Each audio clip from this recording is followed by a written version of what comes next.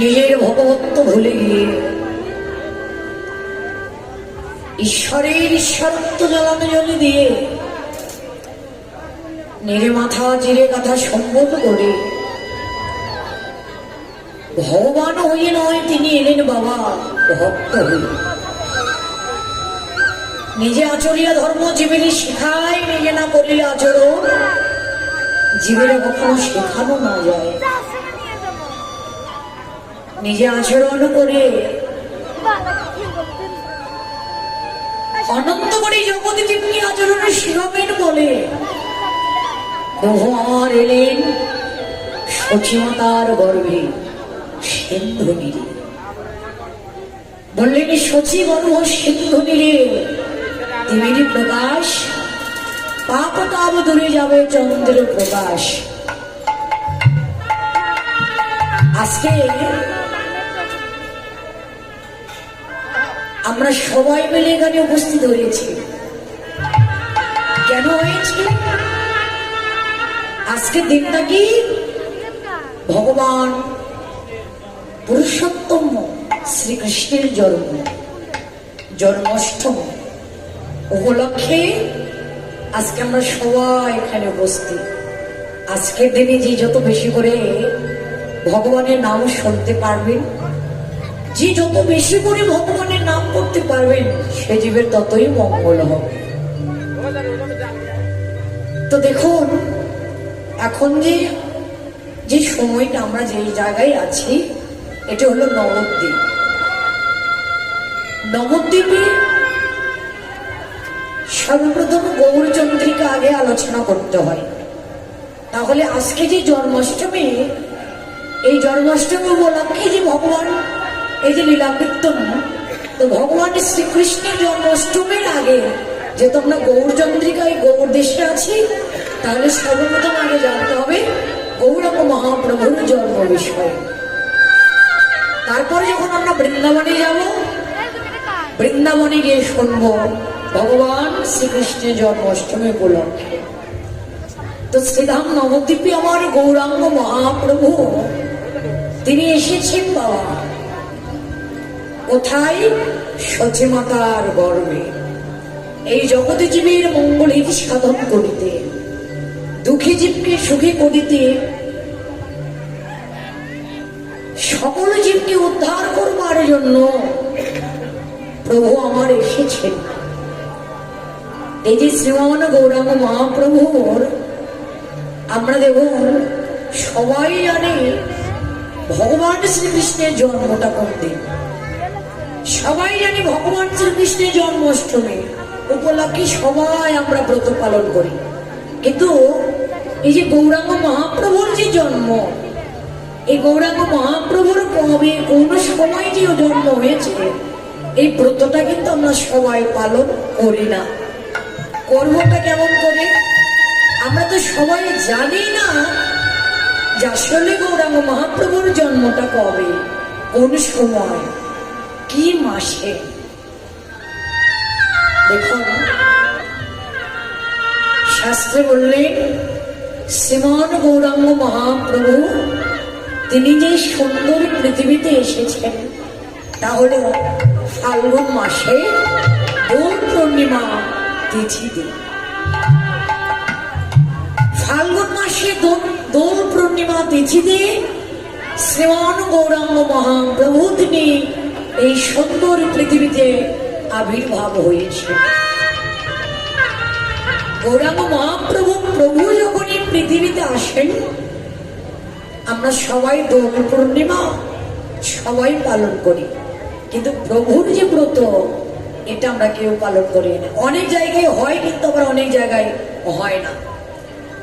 তো প্রভু যে ফাল্গুন মাসে দোল পূর্ণিমা যে তিথি, এই দোল পূর্ণিমা তিথিতে তিনি সন্ধ্যাকালে এই সুন্দর পৃথিবীতে এসেছেন। মা সমস্ত পৃথিবী অন্ধকার, সেই দিন ছিল বাবা আবার গ্রহণ।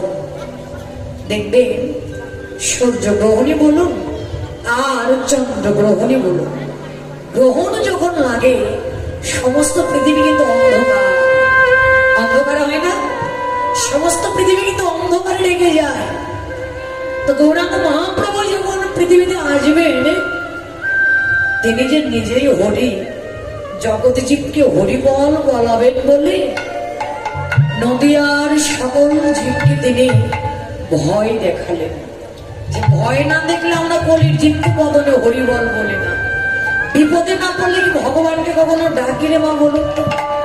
যখন সুখে থাকি তখন আমরা ভগবানকে ডাকি, সুখে যখন থাকি তখন ডাকি না। যখন বিপদে পড়ি, যখন দুঃখ হয়, কষ্ট হয়, যখন কাঁদি, ঠিক তখন আমরা ভগবানকে ডাকি প্রাণ খুলে। তো পৃথিবী অন্ধকারে লেগে গেছে, নদিয়াবাসীগণ সবাই ভয়ে ভীত, সবাই ভয়ে ভীত হয়ে ভগবানের নাম উচ্চ স্বরে করছে। উচ্চ স্বরে হরে কৃষ্ণ কৃষ্ণ কৃষ্ণ হরে হরে, হরে রাম রাম রাম হরে হরে। জগৎবাসী নদীর সমস্ত ভক্তবৃন্দ উচ্চ স্বরে যখন হরে কৃষ্ণ হরি নাম করছেন, বদলে হরি বল বলছেন, ওই হরি নামে ধ্বনি শ্রবণ করে মহাপ্রভু এই সুন্দর পৃথিবীতে সচিমাতার গর্ভ থেকে এই সুন্দর পৃথিবীতে তিনি তখন আবির্ভূত। তাই তো বললেন সচি গর্ভ সিদ্ধ নিরে তিমির প্রকাশ, তাপ পাপ তাপ দূরে যাবে তিমির। সমস্ত পাপ তাপ দূরে করে আমার চন্দ্রের প্রকাশ অর্থাৎ গৌরচন্দ্র প্রকাশ হয়েছে। চৈতন্য হলেন, তার যে চৈতন্য মহাপ্রভুর নামধারী হলেন কেন? এই অনন্ত করে জগতে জীবকে ছড়লেন। এই যে সচিমাতার গর্ভে যে তিনি এলেন, এই সচিমাতাটাকে তিনি যে সচিমাতার গর্ভে যে জন্ম নিলেন, এই সচিমাতাটাকে ভগবানের মাকে সবাই হতে পারে বলুন তো? ভগবানকে ভালোবাসার উপায় হলো পাঁচটি। একটি হলো শান্ত, একটি হলো দাসত্ব, একটি হলো সখ্য, একটি হলো বাৎসল্য, আর একটি হলো মধুর। দেখবেন বাবা, এক এক ভক্ত এক এক ভাবে ভগবানকে কিন্তু ভালোবাসেন। এক একজন এক এক ভাবে ভগবানকে ভালোবেসে ভগবানকে ওরা লাভ করেছে। কেউ শান্তভাবে, কেউ ভগবানের দাসত্ব করে ভগবানকে লাভ করেছেন, কেউ আবার দেখবেন সখাসুখী ভাবে ভগবানকে ভালোবেসে ভগবানকে লাভ করেছেন, কেউ আবার বাৎসল্য অর্থাৎ সন্তান রূপে সন্তান মনে করে ভগবানকে ভালোবেসে লাভ করেছেন। এক একজন এক এক ভাবে। তো যে সচিমাতা যে ভগবানের মা হলেন, এ তো সাধারণ ব্যক্তি না। সবার গর্বে তো ভগবান কখনো আসবে না। সচিমাতাকে ইনি হলেন সেই ত্রেতা যুগের মাতা কৈকেয়ী দেবী। এই যে সচিমাতা, ইনি হলেন সেই ত্রেতা যুগের কৈকেয়ী দেবী। মাতা কৈকেয়ী বর যে নিয়েছিলেন, রাজা দশরথকে শিকারে যখন গিয়েছিলেন, রাজা দশরথ কিন্তু শিকারে গিয়ে অসুস্থ হয়েছিলেন। মাতা কৈকেয়ী তার সেবা যত্ন করে তখন বলেছিলেন, তোমার সেবা যত্ন পেয়ে আমি সুস্থ হয়েছি, তুমি কি বর চাও? তুমি যা চাইবে আমি তোমায় তাই দিব। তখন বলেছিলেন, স্বামী সময় হলে চেয়ে নেব, এখন আমার কিছু প্রয়োজন না, যখন আমার সময় হবে ঠিক তখন আমি চেয়ে নেব তোমার কাছ থেকে। তো তখন যখন রামচন্দ্র যখন অভিষেক করেন রাজা করবার জন্য, তখন মাতা কৈকেয়ী ওই মন্ত্রণার কুবুদ্ধিতে তখন রাজামশাইয়ের কাছে গিয়ে বর চেয়ে নিয়েছিলেন। যে বলেছিলেন, আপনি তো আমায় বর দিতে চেয়েছিলেন, তবে এই বর চাই। তিনি কিন্তু দুটি বর, এক বরে রামচন্দ্র 14 বছরের জন্য বনবাস হয়ে যাবেন, আর এক বর হলো ভরত এই রাজ্যের রাজা হবে, ওই সিংহাসনে ভরত বসবে।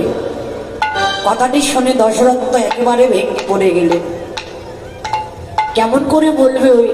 ওদিকে রাম তার অভিষেক হচ্ছে, রাজা করবেন বলে, কিন্তু বলবে কি করে? ওই যে কথা দিয়েছে, প্রতিজ্ঞা ভঙ্গ করা তো ঠিক না।